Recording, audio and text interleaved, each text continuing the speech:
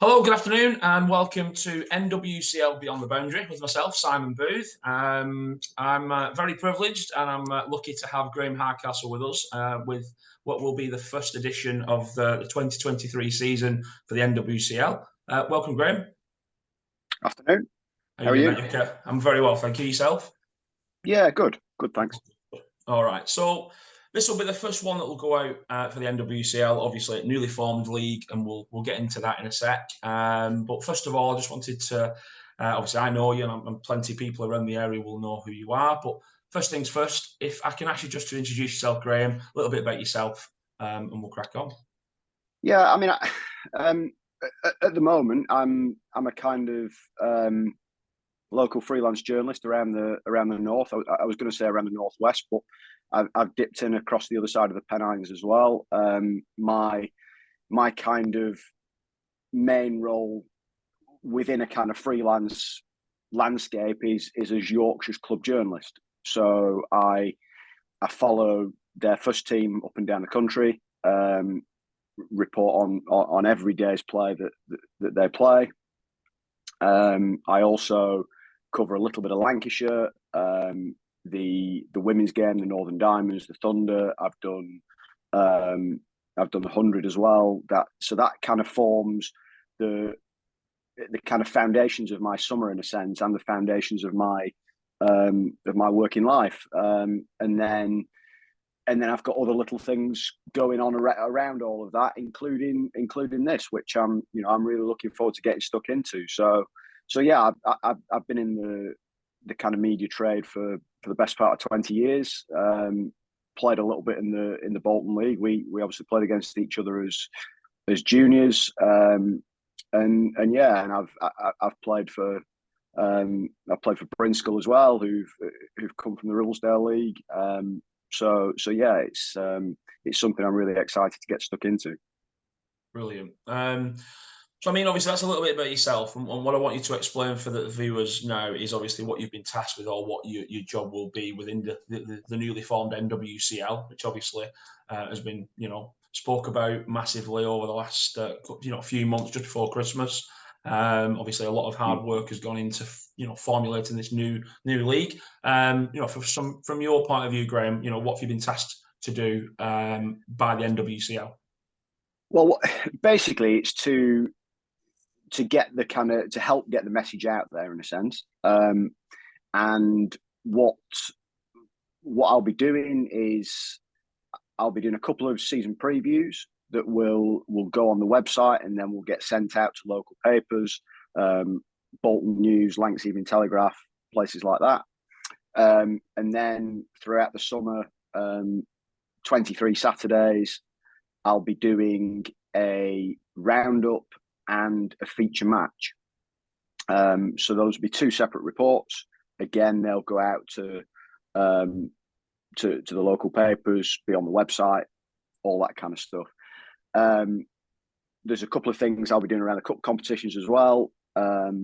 Match reports, previews, season review with likely the champions. That's the obvious place to go. And yeah, it's just about getting the league as much notice and as much recognition as is possible, because it's a new competition.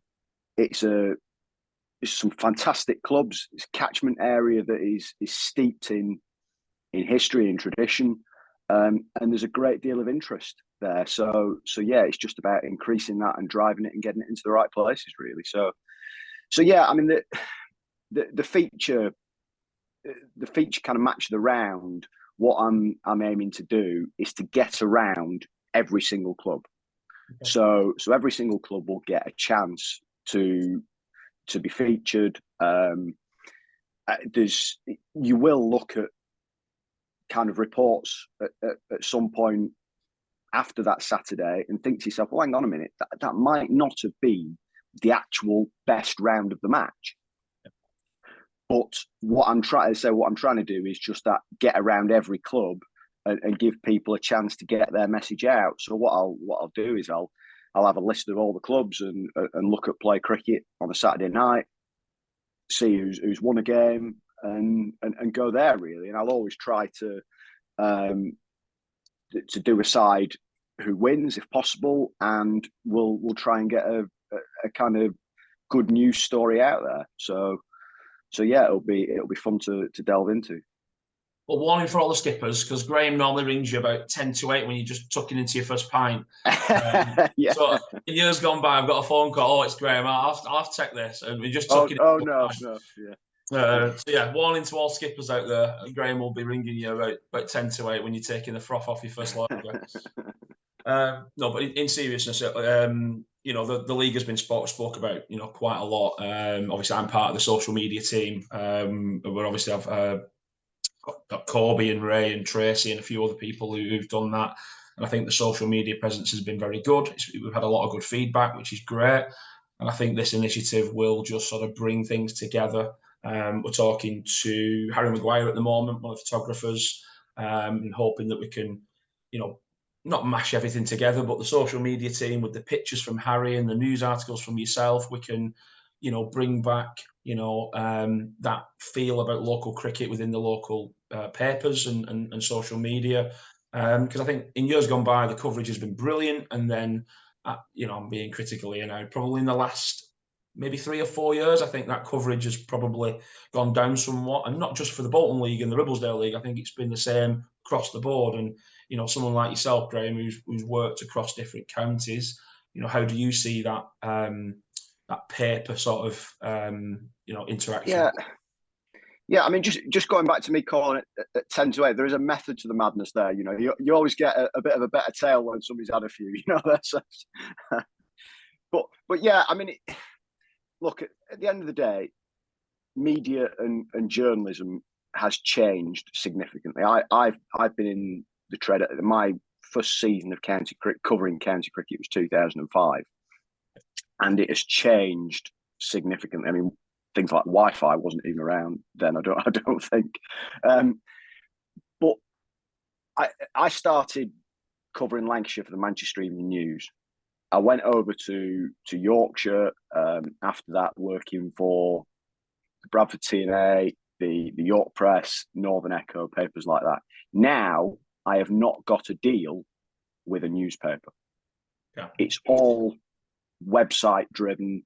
It's all kind of club owned kind of media. I do a bit of work for the ECB, all that kind of stuff.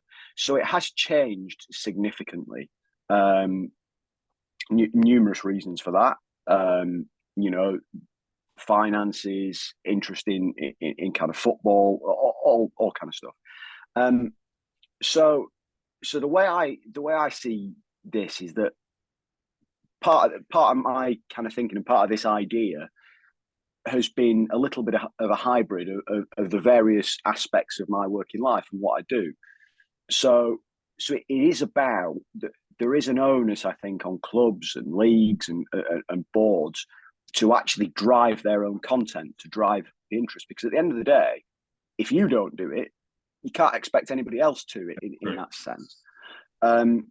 So yeah, I think it's a huge kind of vehicle to be able to get good news stories out there. And what I see is that first things first, the league website should be the hub for people to go to. I want to know how Farmwood have gone on at the weekend, for example. I want to know if Boothie scored another ton. I'm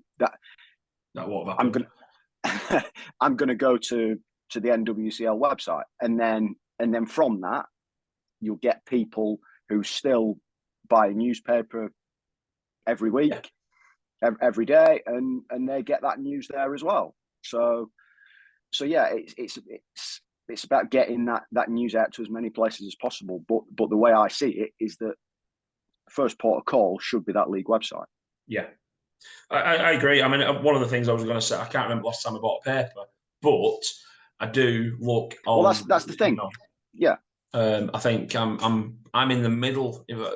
Someone who's late 30s. I'm sort of in the middle of buying the Bolton News. There's people before me used to buy them religiously. People before me, used to print a paper on a Saturday afternoon with like the halftime scores in it. So, things have changed massively. I think we're living more of a digital age now, and things are much more, everyone Yeah, lives Twitter, Facebook, Instagram. We all live on them, don't we? yeah, exactly. I mean, there are so many benefits to social media and things like that, and that's where people get a lot of their information from. And a lot of their kind of short hits, don't they? You see so many Twitter feeds of funny clips from leagues of people hitting sixes through their own car windows and falling over as they're trying to hit a pull shot and all that kind of stuff. And it's great, but there is still the huge value in the written word. It's still so important. The old school features, reports, newspaper articles, and yeah, look, there aren't as many people buying newspapers nowadays, but it's still vitally important.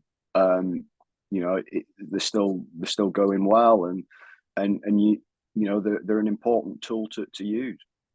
Yeah, like everyone jumps on the phone and picks up X or Completely. wherever, even though you might not buy one, but I can see. I mean, the NWCL website is very good. Tracy's put a lot of hard work behind that, and that will just go from strength to strength. And we're seeing it at the moment on a weekly basis. We get a report every week how many people have visited the website, and it is literally going up and up and up. So Yeah, and I said to you the other day on the phone, didn't I, that your social media is absolutely amazing. It's brilliant, So, um, if this can add to it, it's about giving people as much diversity as possible to get what they need and get what they want. absolutely. So yeah, hopefully I can add to that.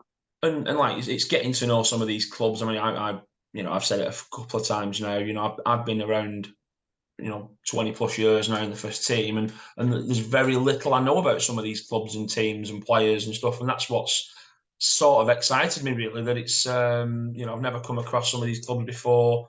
You hear whispers, they're a decent team or they've got a decent ground, and it's hopefully, if the weather's good. I mean, it's currently raining as we speak, but if the weather gets better and the season starts when it should do, I've no doubt, the interest will go through the roof. So yeah, looking forward to that. Yeah, I mean, I spoke to Will Davidson at Settle for the season preview, or one of the season previews. Obviously, I've done another one with you, haven't I?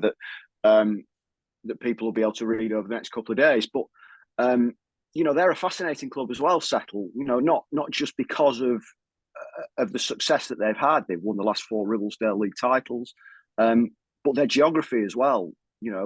Almost in, for want of a better word, like no man's land. They're right between Yorkshire, Lancashire, and Cumbria, and that does bring about challenges, but it also brings about positives as well, huge positives, because they've got to produce their own players. They've got to hold on to those players because of the catchment area.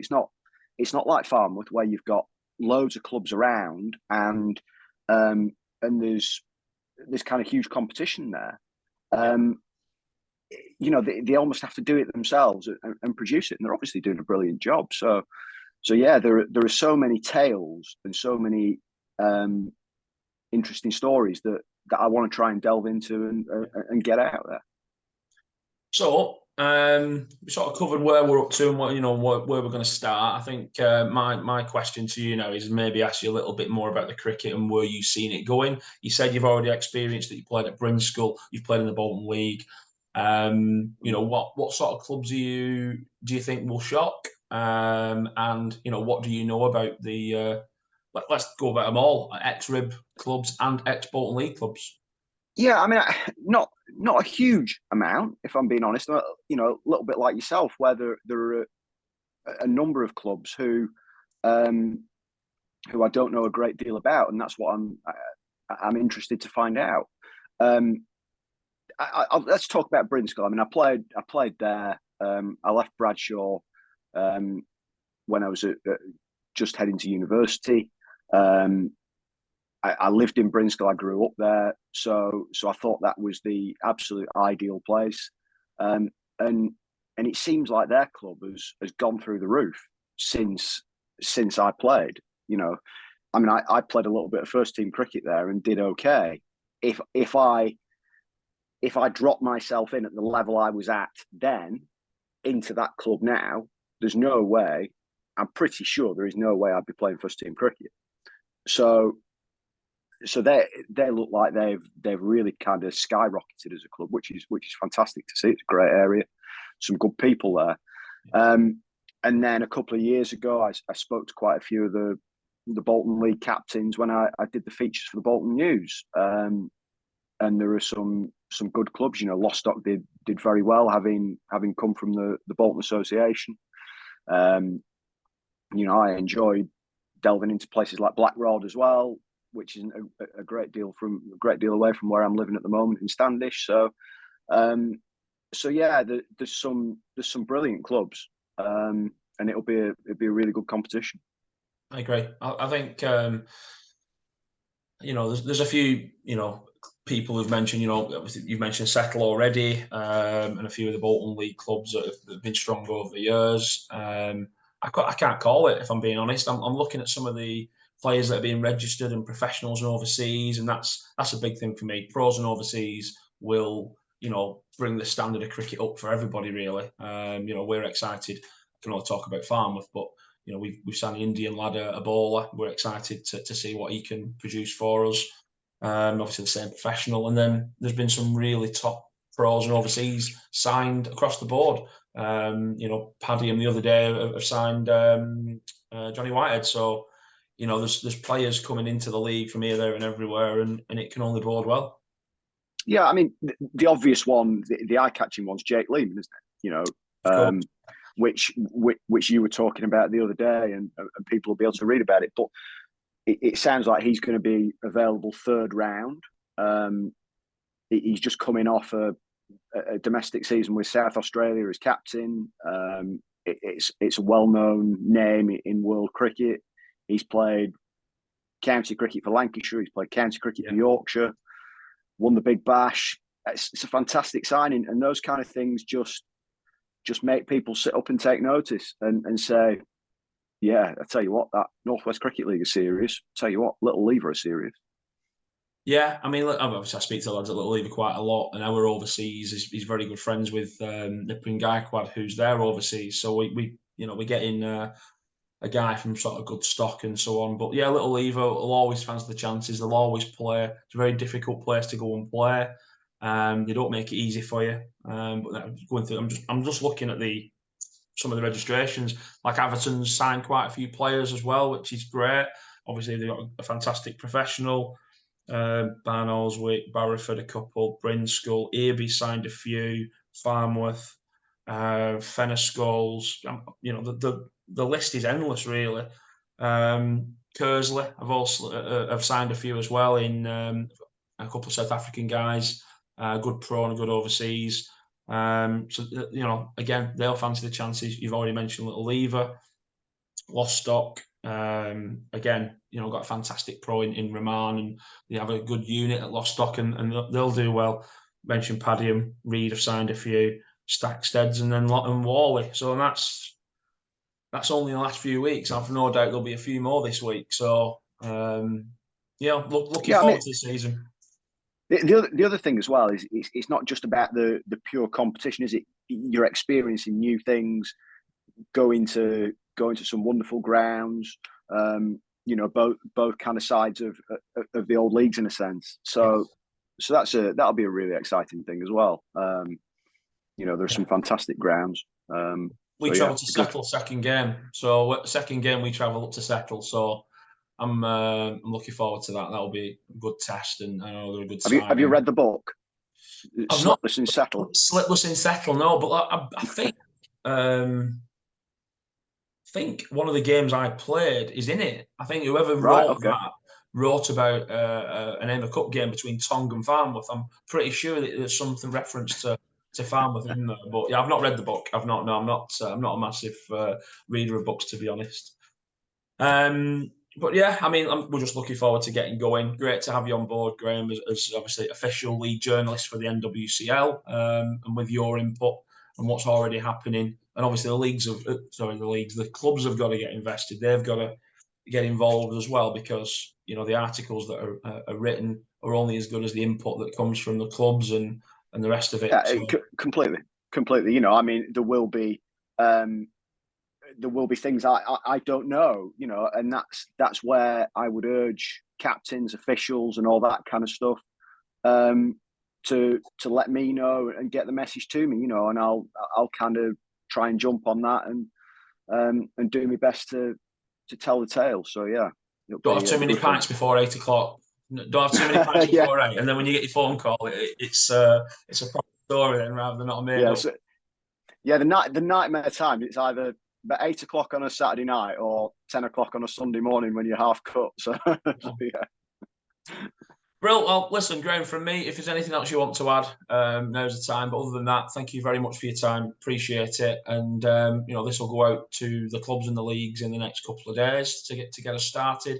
And then I'm hoping I'll get to speak to a few of the captains as well. Yeah. So yeah, as I say, just to reiterate that, I'll call you Saturday night, Sunday morning, something like that, to do features of the round and what have you. If there's anything that you want to get, any messages you want to get out there, let me know. Try and do our best. And good luck to everybody. Hope you have a really good season. And I'll see you around at various points through it when I can get down to games around other commitments. But yeah, it'll be good fun. Superb.